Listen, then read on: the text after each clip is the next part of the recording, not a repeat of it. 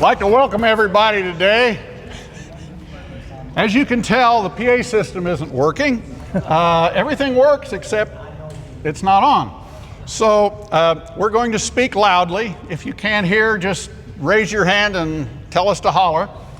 Or scoot your chairs closer. Or scoot your chairs closer might be good. This is being recorded, and Joe Ake is recording this. He has done a couple of our other programs, and at some point, this may be available on our YouTube through the Perry Township Historical Society.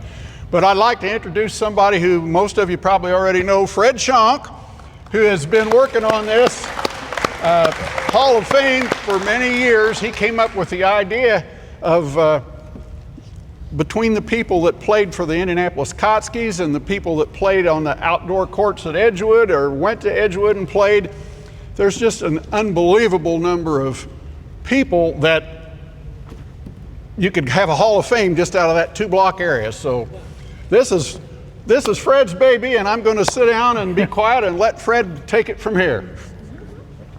Good morning. Good afternoon.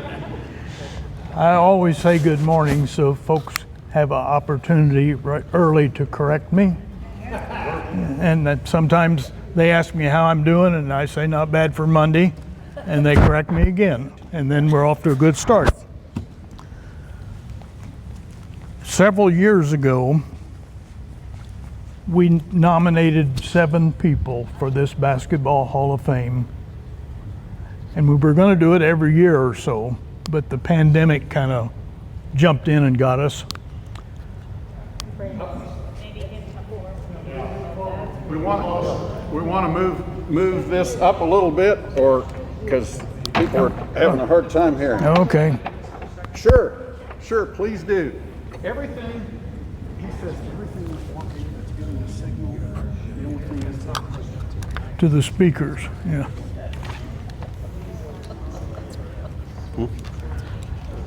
Okay, we kind of talked about a little bit how we built the Hall of Fame. It's based on 2 blocks of Epler Avenue. From Madison Avenue, 2 blocks west. We could really make it 1 block, but we wanted to sound important. 2 blocks is better. That takes in Edgewood Grade School, and there were young men that played at Edgewood Grade School that went on to have a good time playing basketball through college, high school and college, and then some professional playing or some coaching or something where they earned some money with basketball. Our first group of guys that came through, one was Louis Dampier, who started playing basketball at Edgewood Grade School. Edgewood had about a dozen outside courts on the property. And on a day like this, getting a little closer into basketball season when it's warm, there would be hundreds of guys there from all over central Indiana playing basketball. I used to go over there once in a while, and it always turned out the same. I stood under the basket for about 45 minutes to an hour, and I would eventually get picked to play on a 3-on-3 deal. And then I would be handed the basketball, and they would tell me, you take it out, and you throw the ball in, and then you get out of the way. It always sounded the same. But there were so many names there. And so in this first group of guys that we nominated, George McGinnis and Steve Downey, they used to come down from Washington High School and play on those courts. We had a guy named Oral Hildebrand.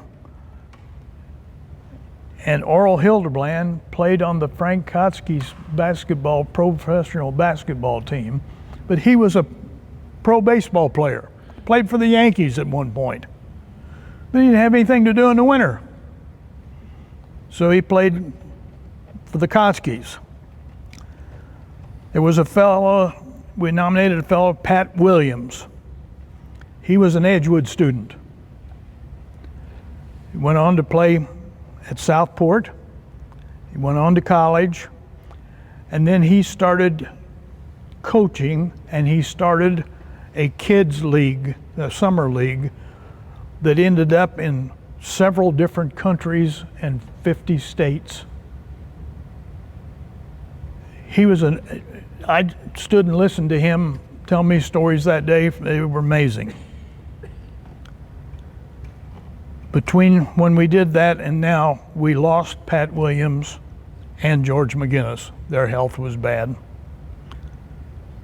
But I'm so glad they were around for the program and so forth. Pete Bailey, he went to Indiana Central at that time, it was called. But he taught and worked for this school system for 40 years. And he was the principal at Edgewood for a long, long time. He was the principal when I was there. And then after I got out of high school and did some Indiana Central stuff and turned 21, my dad and I had some school buses, and I started driving a school bus. And my grade school was Edgewood. That's where I drove. So Pete Bailey and I worked together then for a few years. And he was an amazing gentleman. I just really had a lot of fun times with Pete. Mr. Kautsky, his original store was at Madison and Thompson Road. And later the Heath family took over that store. But one of his relatives had a store directly catacornered across the street, and that was Donnie Kautsky. And then Frank moved down to Epler Avenue, and he was in a building on the west side of Madison Avenue. And then a few years later, he built the new building that is on the east side. It is still a grocery store. And a drugstore took over the building that he had before. And I only remember it as the drugstore, but the Kautsky family was part of our growing up. There were several brothers in the Kautsky family. Frank played semi-pro baseball. Pete Bailey started this program, an adult basketball league that they played in the gym. And Frank Kautsky came to see it and got excited about basketball, and that's how he got started with the Kautsky basketball team.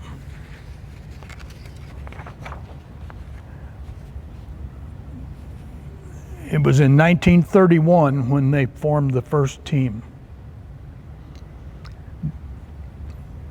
The other teams were fairly close, a couple in Indiana. The first season,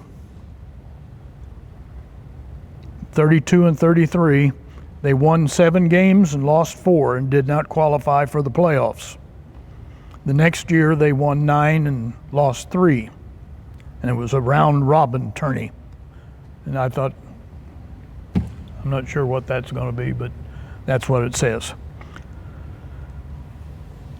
After all of this is over, I want to take some of this stuff and see if I can go down and visit with the Indiana Pacers and the Indiana Fever people and tell them about the Kautsky team. The Kautsky team traveled to their games in the back of a meat truck. Now the Pacers would think, what? And this meat truck was driven by a butcher that worked for the Kautskys, who was Barry Browning's grandfather. And his mom and her dad, the butcher, drove the team. Mom went along. Things have changed in the pro basketball business over the years, but it's just, they played until the 48-49 was the last year they played. They had to change the name. They joined a different organization that did not allow personal names. It had to be a kind of a team name, so they turned into the Indianapolis Jets after that.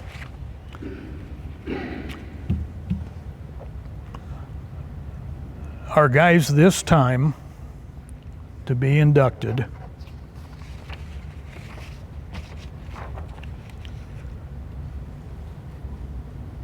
it's amazing to think that John Wooden, before he went to UCLA and won, how many was it? I think 12 national championships, 7 in a row, played basketball on Epler Avenue. He was on the Kautsky basketball team.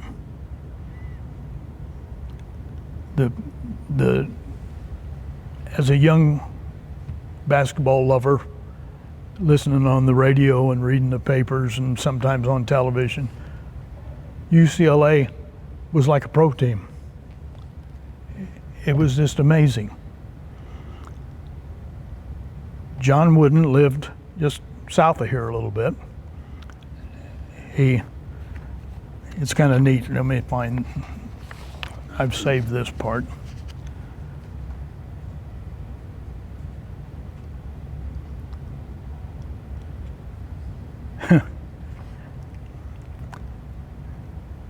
His first basketball, they had to nail a peach basket on a wall at his family's farm. But things got better and he moved to Martinsville later. And he played in the state championship in 1927. He went on to play ball at Purdue from 28 to 32. He graduated with an English degree. And then it says John Wooden holds the record for free throws made in a row, 124. Frank Kautsky stopped a game when John made his 99th. He gave him $100. Inflation today would make that about $2,640. They had fun. Can you imagine a guy stopping a basketball game now to give one of the players $100? It's just, here they ride in their meat truck to the game and get an extra $100. Life is wonderful. We don't have anybody here representing John today. There's a lot of stuff in Martinsville. There's a middle school named in his honor. I've talked to a couple of folks down there, but he is on our list this time. Our next one, we've got some representatives here. Frederick Daniel Feckman. That ties me into this because I am Frederick Daniel Shonk.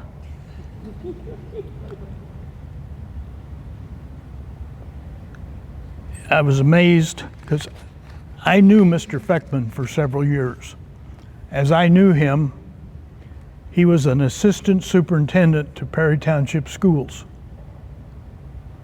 Their office was in a building that was just west of the Edgewood school property on Epler Avenue. My dad and I had some school buses. Mr. Feckman was our connection between the superintendent's office when we needed to know things and he needed to know things, that was our contact. He and my dad became very good friends. They used to take 3-hour lunches. And at about 2 hours, I needed help. And I'd have to walk down to the restaurant, interrupt them, and explain that there was work to do. Come on. But that was neat. As I looked up this material online and so forth, I found out that Mr. Feckman, Fred Feckman, he went to IU. And he was walking through from one building to another one afternoon. And he met the basketball coach, but he didn't know who the basketball coach was. He just walking by, and this guy stopped him and said, "Why haven't you been at practice?" All Fred Feckman knew about basketball at that time was about that size, I think. He'd never played. Didn't play in high school, nothing. He was a walk-on starter for IU. He was 6'8", I believe. 2 family members are here. You guys want to tell a story or two? Well, I'm Jim Feckman. I'm Fred's nephew, obviously, and my dad was named Francis or Frank, or went his whole life as Ben Feckman. So they went to school together at IU. Fred played from 33 to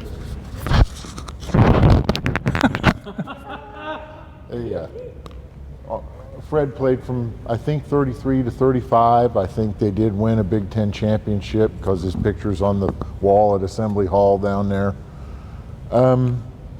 He didn't talk much about it. For most of my life, he was superintendent up at Peru, Indiana. He was superintendent of schools up there.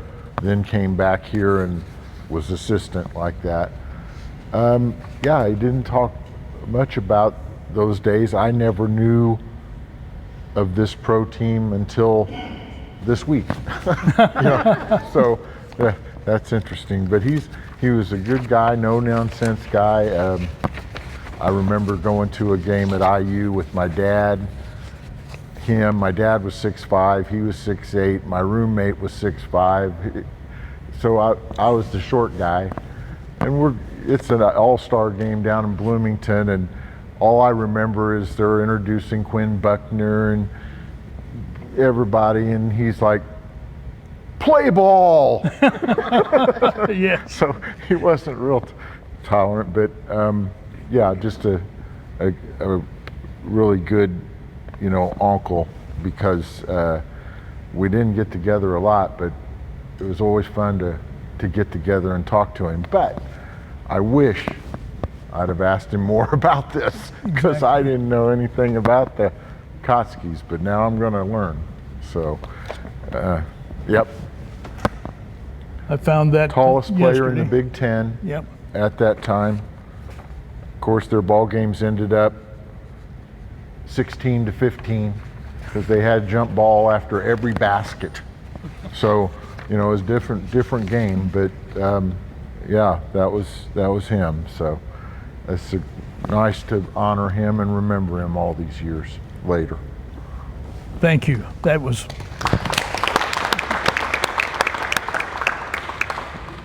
Good. Oh, yeah.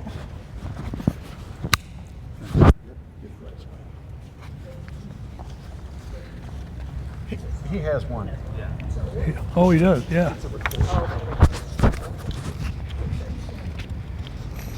Our next candidate that we have nominated is a fellow named Jesse Blackwell. Jesse Blackwell was an Edgewood grade school student. Jesse was 3 or 4 years, I think 4 years ahead of me in school.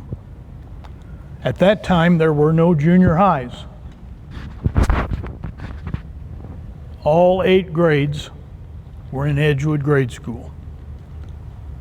I have a picture somewhere of my first grade class that looks like it has about 250 kids in it. Now, if you multiply that by 8, that was a crowded school. Jesse was his entire height when he was in the 7th grade.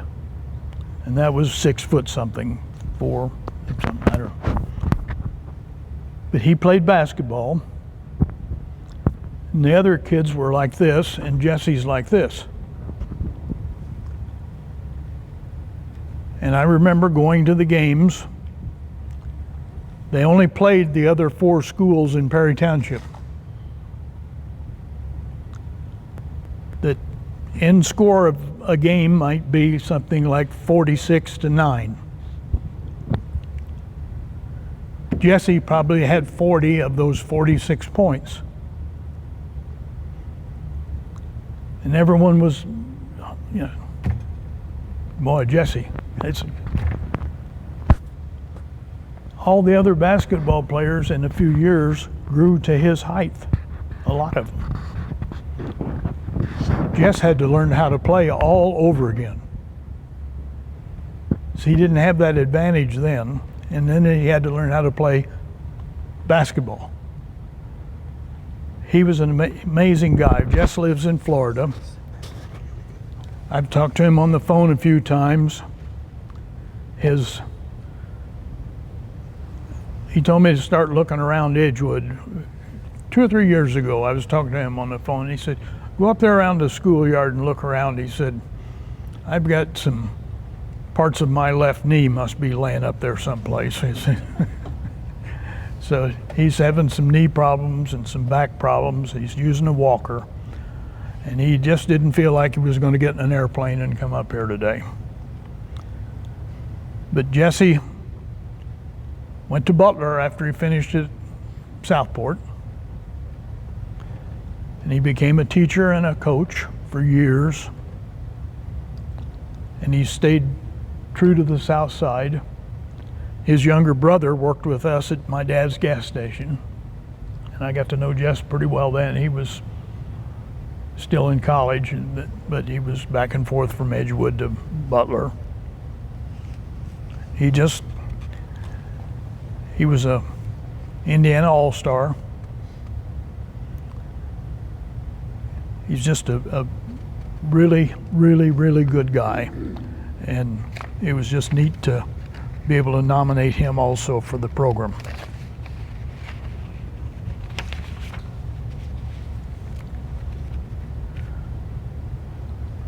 Our next nominee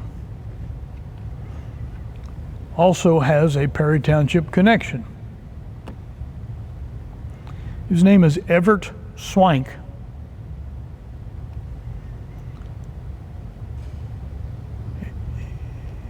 Everett Swank played on the Kautsky team a little bit, not much. But guys around my class, like Bob Rosebrock sitting here, Bob was on the basketball team.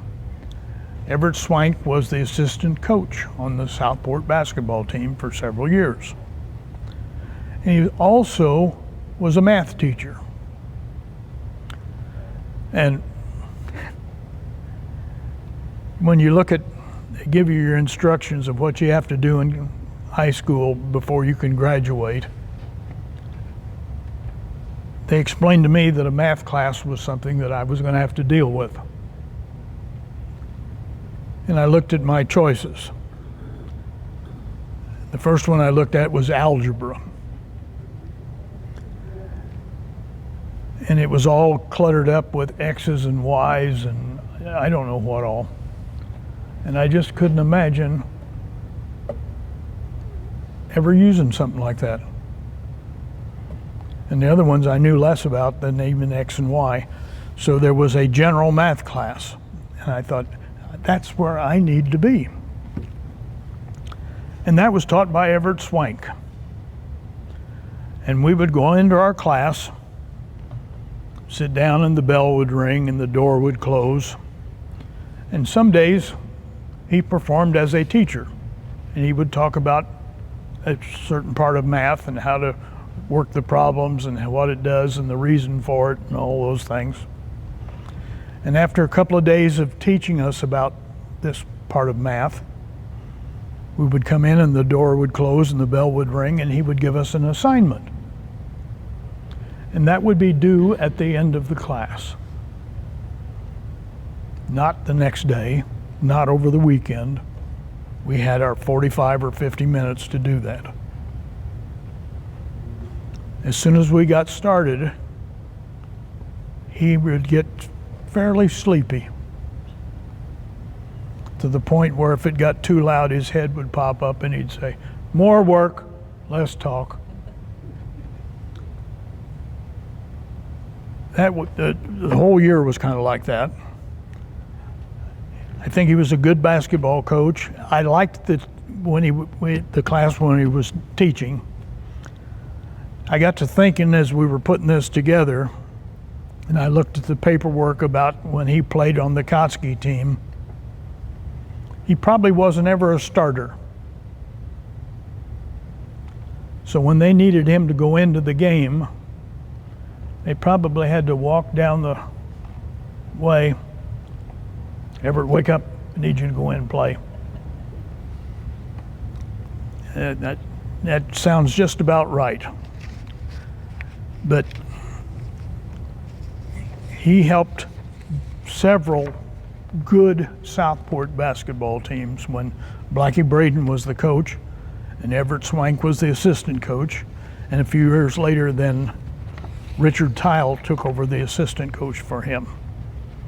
But he was a player on the Kautsky team. Yeah, I've got another good one here.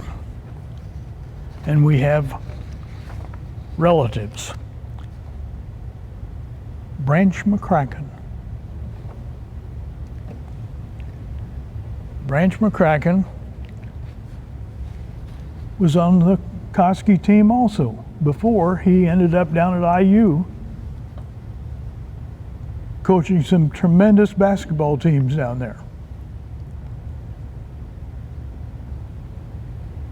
He was called rough and tough. He was 6'4", about 200 pounds. He played center, forward, and guard. When he was a player at IU, he never missed a game. He scored 32% of his points in his 3 years on the team. He was the first man ever voted to the Naismith. Upon his induction to the Naismith Basketball Hall of Fame in '60, he was the first man ever voted there for his performance as an Indiana player.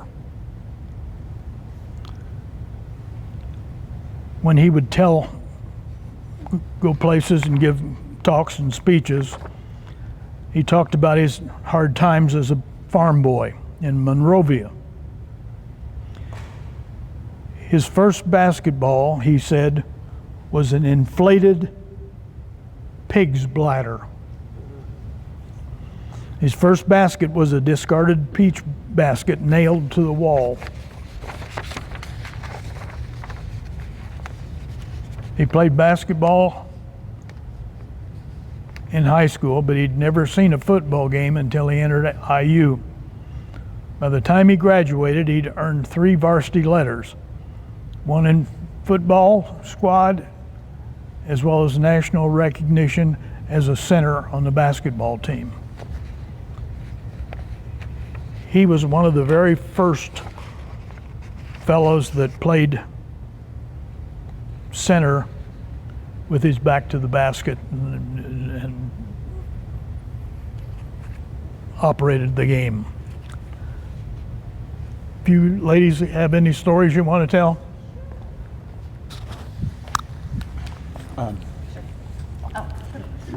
We'll hold it. How about Okay. that? Okay. That's the mic right there. Okay. So I'm Mary McCracken Tyndall, and this is Kathy McCracken-Garman. So we are the grandchildren of Branch McCracken. We have an older sister who is at a family gathering today, and she sends her regards. Both Kathy and Jenny were really good basketball players. I was a great cheerleader. No. So I was 2 when Branch passed away, and Kathy was 7. Mm-hmm. So we don't have Kathy has more personal memories of Branch being a wonderful grandfather than I do. Right. We have. I have memories. Certainly, as I've gotten older, I've learned more and more about the basketball side of Mac, as we called him. But I do have memories of running into their house and playing with him and playing board games. He was a kind, simple-hearted, not simple, but simple-hearted. The good things mattered to him. And then my grandmother used to have the extra bedroom all plastered with pictures of George McGinnis and all over and all the players. And we would walk in and go, oh.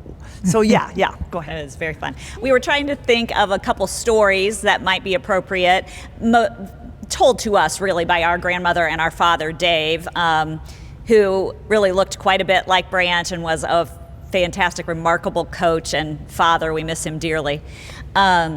But a couple stories. So one of them is that our grandmother, we called her Gammy, she talked about the Van Arsdale twins all the time. She had a little special place in her heart for the twins, right? And they had their own secret language. She just thought that was hilarious. But as Kathy's husband reminded her today, the last game that our grandfather coached was at IU in 1966, and it was against who else? Purdue, right? And he was very, very sick with congestive heart failure. But there was no stopping him from going to that game, according to our father and grandmother. So he got out there and he was real quiet and everything. And I think the players were incredibly motivated. They knew how ill Branch was. And so they were determined to beat Purdue, always, but even more so. And so I don't know whether it was a quote in the paper or just people talking, but they said it looked like there were 4 Van Arsdale twins out there that night. And they were everywhere, scoring and tall and great, wonderful guys. And so lots of great stories about the Van Arsdales. And then the other one I was thinking about with, probably a lot of you know, with Johnny Wooden. They I think they played together some as children. Johnny was a couple years younger than Branch. But they were rivals from the beginning. Mm-hmm. John Wooden played at Martinsville and Branch at Monrovia, and Martinsville beat Branch's team, I think, the last 2 years that Branch was there. So they were always rivals. And then, of course, Wooden went to Purdue, and Mac went and loved IU so much. And then the story goes that the president of UCLA called up Branch and said, "We've got an open job, and we'd like you to come out." I don't know, I think it was a good offer in terms of financially. So they were really thinking about it. But then Branch went to Herman Wells, the president at IU, and Herman said, "We'd like to have you stay here," and offered him a similar amount of money or that kind of thing. He said, I love IU. I will always love IU. It's always in my heart. And so he called the UCLA president, and the UCLA president, "Well, you got anybody you could recommend?" He said, "Yeah, I do. How about John Wooden?" And so I think they were always rivals, but they always had a deep respect for each other. So it's really neat to see him being inducted at the same time. At the same time. And just one more quick story. So after Mac was done coaching, he started the Hoosier basketball camp up at Lake James, and he was there for a few years before he passed away. And the story that my dad, who took over the camp after Mac was gone, would tell, and he told it until the day my dad died, he used to tell his players what makes a good player. And it wasn't working on your fundamentals, and it wasn't your natural athleticism, which of course is all really important. We know all of that. But it was what kind of person you are. When somebody shakes your hand, shake it firmly, look them in the eye. When you say something, mean it, do what you say. So those are the kinds of things that we learned from him and my father. And that camp is still going on today. It's now McCracken Basketball Camp.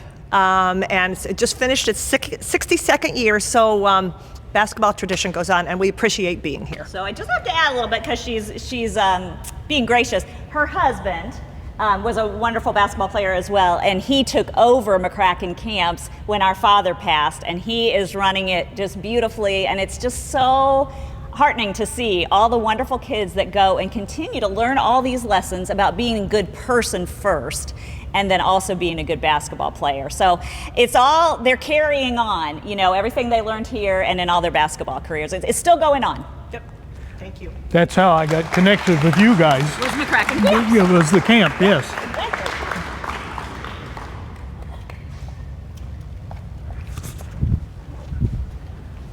Yeah, when I was getting started with this group, I thought, you know, how am I going to get a hold of family members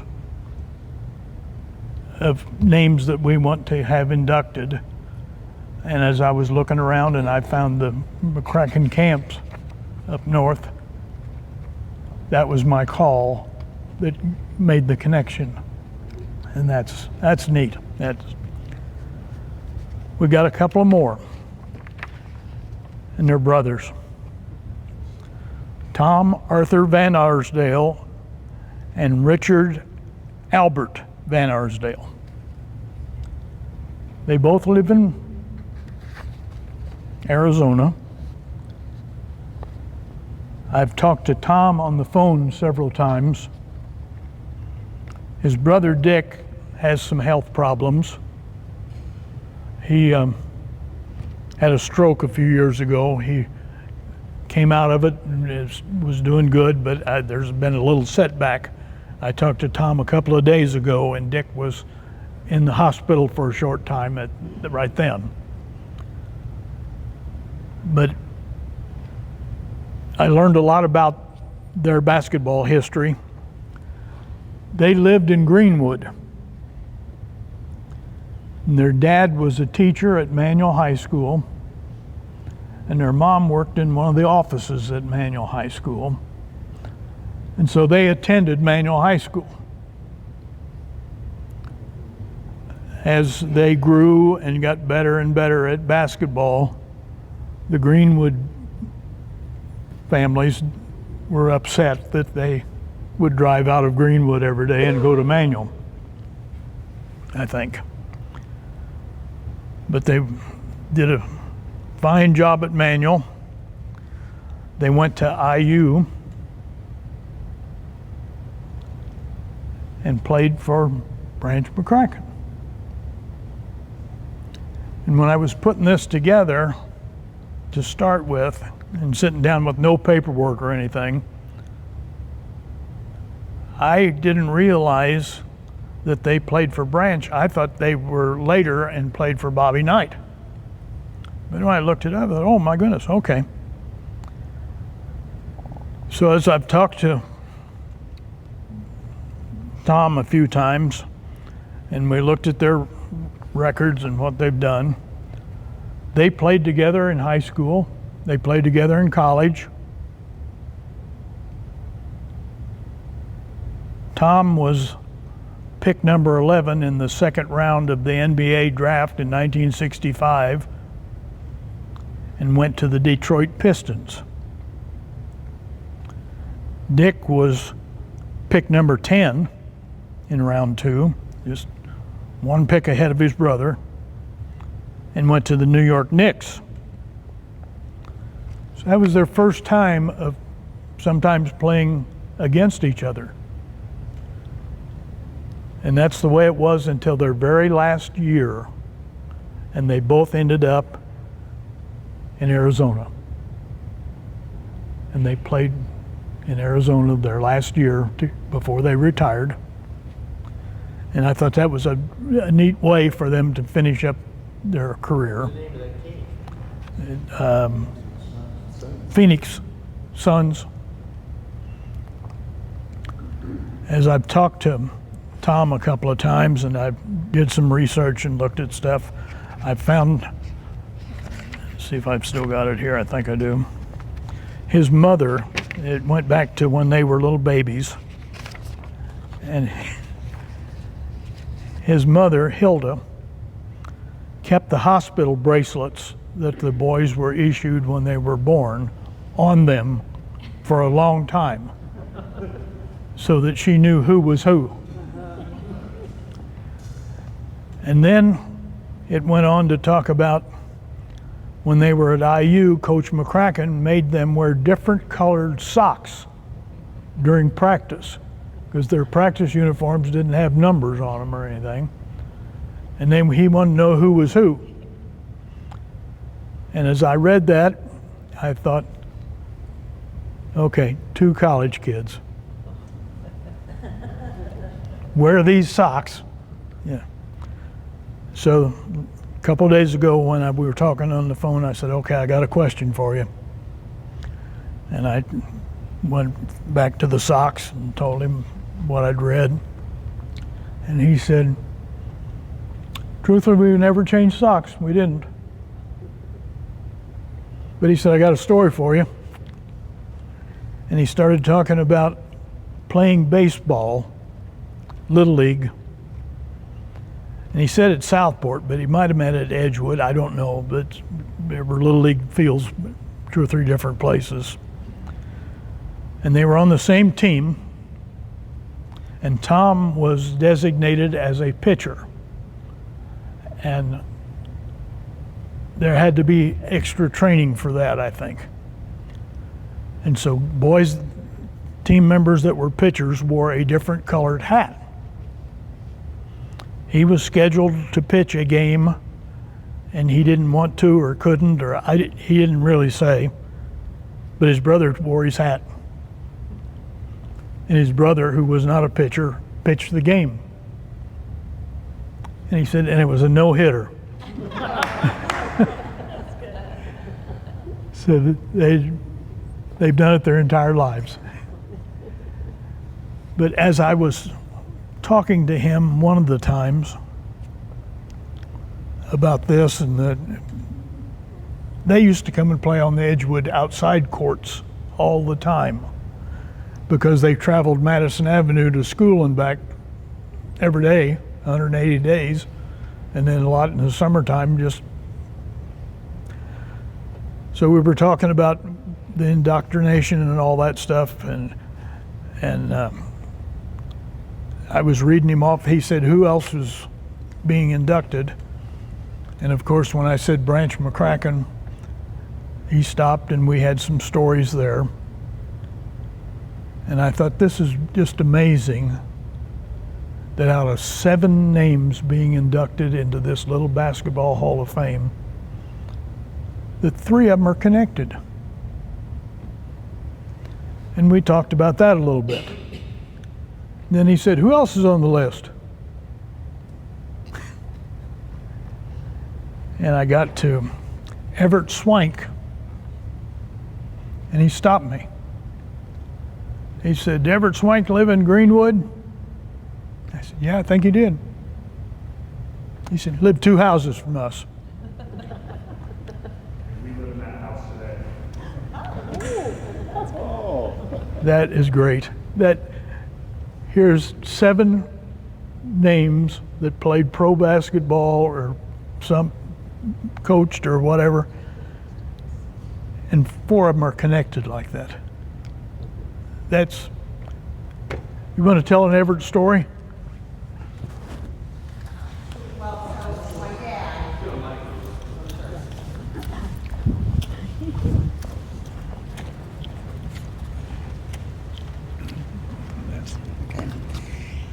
So I think out of all the stories my dad ever told, I didn't remember most of them except for he did sleep a lot in math class. I did know that. This is my boss. I do not sleep on the job. No, my dad loved to tell us stories later in his life about my grandfather. Of course, my grandfather was not the type that really talked anything about his own life. Yes. But I did know that he was a beloved, coach and player. I know one of the stories we love to tell because we did purchase the house from the estate when my grandparents had, my grandpa had passed away first and my grandmother had gone into a nursing home for a little while, and then when she passed, we bought the home. It's a very special place just down the street from the Van Arsdales. It was a Sears home, and he added on a large living room at the back. But he went to school and he taught all day and he coached all evening, and he climbed out one little window worked on it, climbed back in probably 4 or 5 in the morning, which might account for why he would sleep during the day. They were also night owls. But my dad was very proud of his father and all of his coaching efforts and all of his athleticism. And my father followed in his footsteps and was a great athlete as well.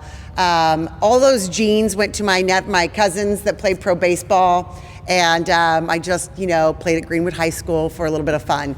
But I do know, them, I don't know a lot, but I know he's a wonderful man. Right. My grandfather retired very young, probably in his late 50s, but he became a volunteer for his church. He was Meals on Wheels. The man was so mild-tempered and quiet and calm and just happy to be around all of his family.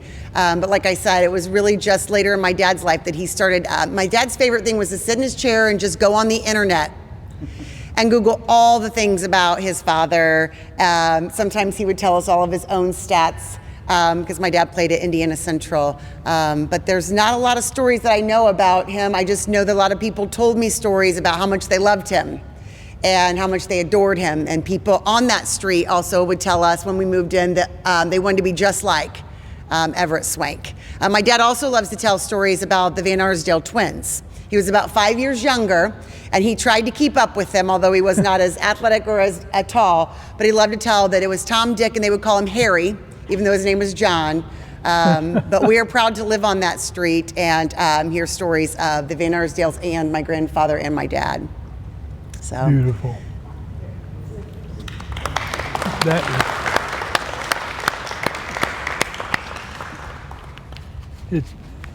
This is just amazing how all of this clumps together.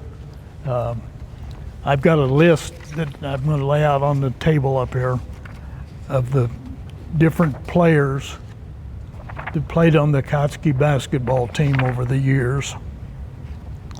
And there's still a lot of names. George Chestnut.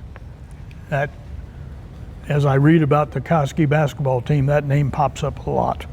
I'm going to lay this out. It's just an amazing thing to me that we can get together and celebrate these people. And I'm going to call Tom Van Arsdale and Jesse Blackwell yet today. Tell them we had a good time. We've got stuff up here for you to visit and look at. If we got any questions, we'll do that. I've got one. Yes. When did the Van Arsdale graduate from Manual? 61. And they played on this court here. Well, this, No, they played something. 59 was the first one that opened the new field house. Right. So they They might have played their freshman year here. yeah, Yeah, that's what I was thinking. yeah. Yeah. Yeah, they were very popular on Madison Avenue, just doing so much. Yes, Bob? Yeah, it's interesting, the history I've studied on it, that the Van Arsdale's father taught here at Southport, then went to Manual. If you think about it, he stayed here. What a Southport legend with Yeah. begin with, but they followed their father, and I think you can look it up, but everything I've found that their father taught school here at Southport, then went to Manual, and they went to Manual. Wow. Okay. He was my teacher. Yes. So you completely glossed over the story on the van. Oh, okay. Do this properly. The fact that it was the 1961 team they played on Manual, lost in overtime to the Kokomo Wildcats Yes. that year, and they were the driving force on that team. The wife and I both had pleasure meeting these gentlemen, wonderful gentlemen. This has been several years ago. And yes, I will say it here in Perry Township, as a proud Manual graduate, I revered these gentlemen greatly for what they did. And Mrs. Van Arsdale was still in the office when I went to school there, and just a class act and a super lady. The family were absolutely super. I only wish we could have some of them here today, but knowing that they are in our presence here, and that Perry Township at Edgewood gave them help on their careers eventually. Says They a lot played there there. a lot. They were, But and that was, I have to admit, that was a snowy night in 1961. We had a major snowstorm that night. And a little story I have to tell real quickly. My folks were the only ones that had power on the block. This was in University Heights, Yeah. a big Manual stronghold, and we had every neighbor on the block cheering for Manual that night, only to go down to the Kokomo Wildcats. But terrific my. times back then. They were very nice gentlemen, and I wish them luck, especially in their health. So, but thank you I will for tell them, inducting yeah. them today and making us proud. we got one little last thing and then we'll gather and visit and whatever. When we did the first program a few years ago, there was a young lady that was a Southport graduate that was working on a program for college, and she was writing a book about Perry Township. And it's amazing. It's full of pictures. She worked with Barry a lot in the Historical Society's files for pictures, and and we still have some copies available, don't we, Barry? Yeah, we have several copies available, But and if you're interested, for history of Perry Township, it's amazing. There's old Longacre pictures, there's grade school pictures, there's everything. And yes, If you ever want to look up the Van Arsdale's statistics, it's pretty amazing because they're almost identical from high school, Yeah. college, and pros. In points, rebounds, assists, across the board. They were identical. they were. Yeah. So much of this talk is not about the Van Arsdale here at the end. I'm going to throw in a little thing. It's kind of inconsistent with what you say. I have no doubt. They must have lived in Greenwood. They grew up Madison Avenue all up and down like you're saying. Yeah. I delivered mail to Mrs. Van Arsdale in the early 80s, from 80 to 85, 1826 Southeast Street. So I could take you right there and show you the house. That's where she lived in, obviously, right there by Manual High School. Okay. So, but I wonder why they would be living in Greenwood, driving up down Madison. Where else? The house is 1826 Southeast Street. 2 blocks north of Raymond Street. They lived in Greenwood. Yeah, I wonder why they would be living in Greenwood when these farms living there on East Street, 1826. I mean, They were wrong on that. yeah, they were, so she must have moved away from Greenwood, moved up into town. It's just so coincidental, she moved right close to Manual High School, where they went to high school. It's a strange thing, but They lived in Greenwood for a long time. did you know that she moved up to town then up there on East Street? I wasn't aware of it. I just thought it was on the ground. I know the name Van Arsdale. Yes. You mentioned that Coach Wood had a farm, lived on a farm south of there. His family had a farm, yeah. You know where that was? I'll look it up. Come on up when we get done here and I'll show you what I've got. Big old section of road goes all the way around down to the John Wood Memorial. Yes. Oh, it's, We rode from end to end several times. yeah. Yeah. Anything else? it was actually, when he grew up, he lived near Centerton. If you Yeah. go down State Road 67, there used to be a Centerbrook drive-in, and that little community was Centerton, and that's where the Wooden family lived, like when he was in school down there. Hall? Okay, Hall, Indiana then. Question? It's not a question, it's just a little story about Louis Epler. Yes. I lived with my grandparents and went to Edgewood grade school. Our backyard backed up to his backyard. He did not play ball in the driveway. They had a dirt circle in their backyard with the basketball goal, and he played basketball out. I mean, it didn't matter what time of day, what time of year. He was out there bouncing the ball on the dirt, Yeah. you know, and he would would get upset if it rained. I mean, you know, and kids nowadays, that's how he learned on the dirt. Yeah. You know, Yeah. This is the exercise these days.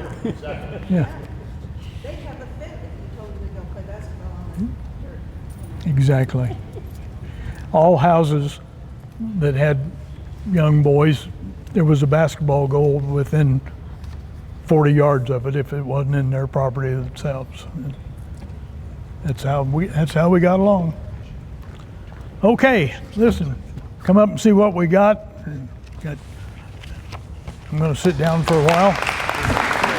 Thank you.